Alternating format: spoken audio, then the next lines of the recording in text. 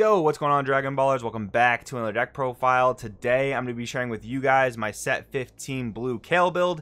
And this is how I would honestly play it if I was taking it to a competitive event. So I hope you guys are looking forward to it. Also, shout out to all you guys that wanted to see this list. This is actually a pretty widely requested list over the last couple of videos in the comments. So again, shout out to you guys. And shout out to DBS Deck Planet for this content creator review, trying to make your guys' deck building experience so much more enjoyable. Guys, if you're not using DBS Deck Planet, make sure to use them because they are just honestly the best deck building platform you could be using for your Dragon Ball Super decks. I love their site. Anyways, if you're new here, make sure to subscribe. And if you want to help the channel out, TCG player link in the description if you want to buy or pre-order any of these cards. Anyways, we'll get right into it. So blue Kale, again, this is my competitive build. This is what I would play if I was taking this to a regional or anything like that. I'm still going to say that I think it does fall a bit short to SS4 Vegeta ramp as far as just like a blue ramp strategy goes. But again, this is the more competitive build, not super thematic, so sorry if you're looking for that, I guess. But this is the best 50 cards I think you could play in a Kale deck. So real quick, with the leader on the unawakened side, attack, draw a card. At the end of your turn, you can place a card under it in your energy in rest mode. There are several cards in the deck that do that we'll see. Then you have the awaken, untap one, draw one when you're at 4 or less life. I kind of wish they added some sort of alternate awaken to the leader, just because you can get stalled out by certain decks that don't have to attack your leader, but it is what it is. We actually play a card to help fix that. And then the awakened side, attack, draw a card. Now during both players' turns, at the end of the turn, you can put a card from underneath it into your energy, and then activate battle once per turn. It gains 5k for each card under it. So we will get into the main deck. I'll also give you guys a little bit of a turn by turn because there is a pretty specific curve the first couple turns of the deck. So first thing you're definitely going to want is Universe 6 Assemble. This thing has a lot of text, but the main thing is just the activate main, look at top 7, add any Universe 6 with a cost of 5 or less, which I'm pretty sure is all the U6 cards in this deck. So that's really good. You can also combo with it for free if your leader's a U6, and you get to combo with a card in your drop area that's a U6, and you give it minus 5k combo power. So you really only want to do that with a 10k U6, of which there is at least one in the deck. So if that's in your drop, you're going to want to use this in a combo. But otherwise, really it's your turn 1 play just to find your quote-unquote objections in the deck. Other than that, you could probably just get away with charging it. So the main cards you want to search off of U6 Assemble are SS2 Caulifla U6 Combination and SS Caulifla Rapid Riposte. So the main thing with these cards is the activate main that they share. For 2 energy, you get to put them under your leader card. And then you can't play non-U6 cards with 35,000 power or less for the rest of the game. So that's one of the pretty restrictive things about Kale, is that you're locked into U6 cards for the most part for the rest of the game. So that's where you're a little bit weaker than SS4 Vegeta, who can still play Android 17, Turning the Tide, maybe even the 6-drop Vegeta that can ramp them for or draw them for. Just you don't have those options, which feels kind of bad. I will say, like, the U6 cards they've created for the deck are pretty nice options. Like, I gotta say, I really like SS Caulifla Rapid Riposte for its other effects. So it's got Deflect, activate main limit 1 if your leader card's a U6 and you have 2 or more energy. You can just play it for 1 and draw a card. So it's a 15k Deflect. Not like the MVP of this deck or anything, especially because we're not a super aggressive deck, but I actually like the activate main a lot for Kaba, for example, who is a bit more of like an aggro version of U6. But still, I mean, this effect can come up in this deck. You just play it for 1, draw cards at 15k, attack a unison, or, you know, late game attack leaders. That's really good. And then SS2 Caulifla just draws a card when you play it, so not a bad starter card either if you have a bunch of them. But yeah, basically turn 1, U6 Assemble, you want to find either of these cards, and then on turn 2, you want to use them to get your energy ramped. Next card you want for the next turn, definitely Boo, Assault of the Agents of Destruction. So basically with turn 2 ramp, you're going to go into 4 energy on turn 3. And I talked about this in the Kale overview video, but basically you could play the Caulifla Unison that is meant to be played with this deck. But I did test this deck with that, and I rarely ever played it for 2 and just started upticking it, because it's so vulnerable to being removed that just wasn't a very valid strategy. So what I usually did was ramped on 2, played that Caulifla Unison for 4, and then use the -3. And the reason I played it for 4 and used the -3 is because, in case you didn't know, there's a ruling where if you -3 Caulifla and she goes right to the drop, she can't resolve the rest of her effect to go under your leader. So you have to play her for 4, -3, do that whole thing, and then you get to play a Kefla, of which there are a few decent options, but honestly that whole thing was so convoluted. And Boo on turn 3, just so much better. It's just such a better unison to play. So we're not playing the Caulifla Unison for that reason mainly. This card on turn 3 is incredible. Any blue ramp deck that can play this card on turn 3, again, SS4 Vegeta being the main example, is just incredibly good. We're playing 2 copies though of SS4 Goku, Protector of the Earth. This card's nice because it can kind of stifle your opponent's aggro. Like, you're probably gonna get this down the earliest turn 4, but if you do, your opponent is gonna be stifled from attacking unless they want to sacrifice battle cards, so that's not really too bad. You can get the -1 just to draw 2 cards and kind of filter through your deck. You also have to place a card at the bottom of your deck, but again, the filter's kind of nice.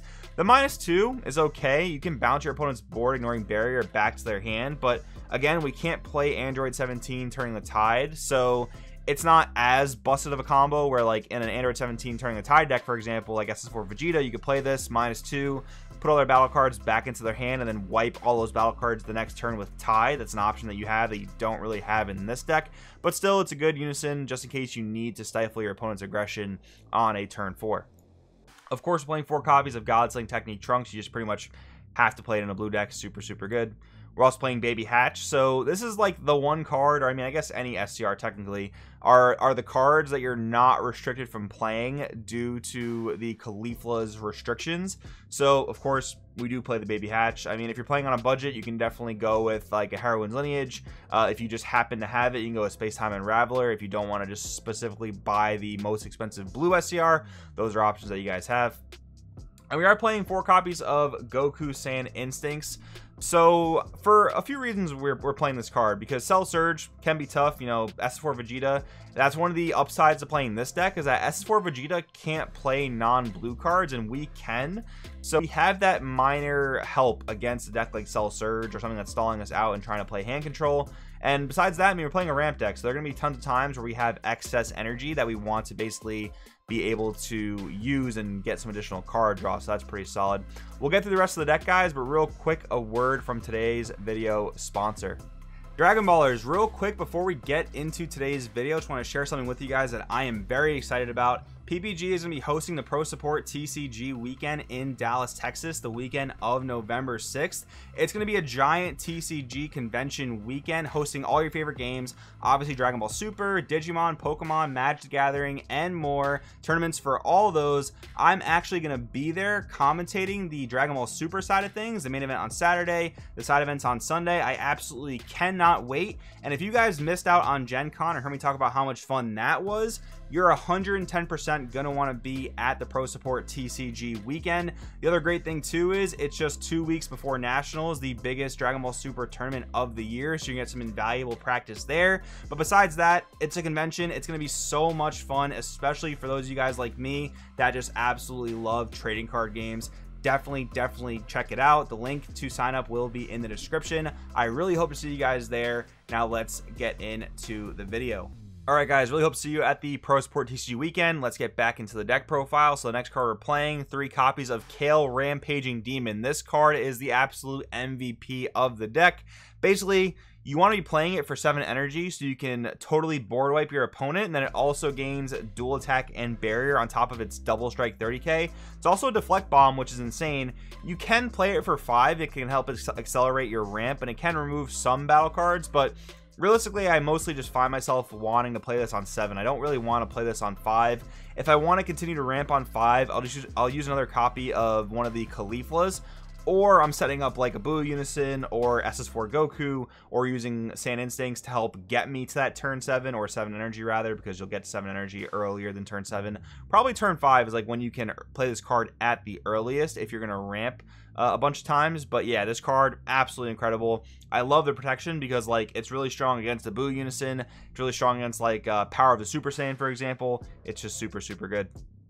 Next up, we have 3 copies of Kale Universe 6 Combination. So this is the deck's in archetype Heroic Prospect, which is kind of nice. It also pairs well with Saiyan Instincts because we can pitch it to activate U6 Combination Kale, so that puts it in the drop naturally, which is nice. We don't have to just combo it needlessly. But yeah, this card's good. This card could go up or down to 4 or 2, depending on just how good it is in the format. I think it's pretty good right now, though, because like Gogeta, Xeno, even like Icarus and Soul Striker are attacking with battle cards greater than their energy costs for the early turns, so I think it's a pretty good card. 4D magic, of course. Sparking on this is actually pretty relevant, again, if you're getting stalled out, so that's pretty good. Like sometimes your opponents will focus your unison. As long as you have 5 in the drop, you can sparking, take life. That's pretty good.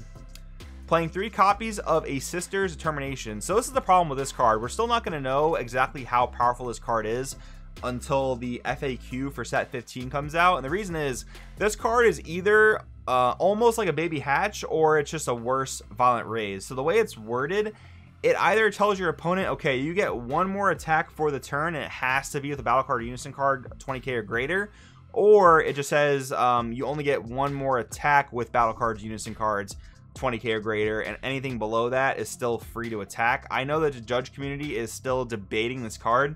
I highly doubt it's gonna be the first version I mentioned, where it's just super OP, because that really would be like a mini baby hatch, because your opponent could attack with like a battle card, you could use this, and now all of a sudden their leader can't attack. They get 1 more attack with a big battle card or unison card. I highly doubt the card is going to be worded that way, or ruled that way I should say, but that is the way that the judges are kind of debating it in the judge community right now. So just want to let you guys know about that, and make sure to find out the ruling if you're going to be looking to play this card in any of your U6 decks when set 15 drops.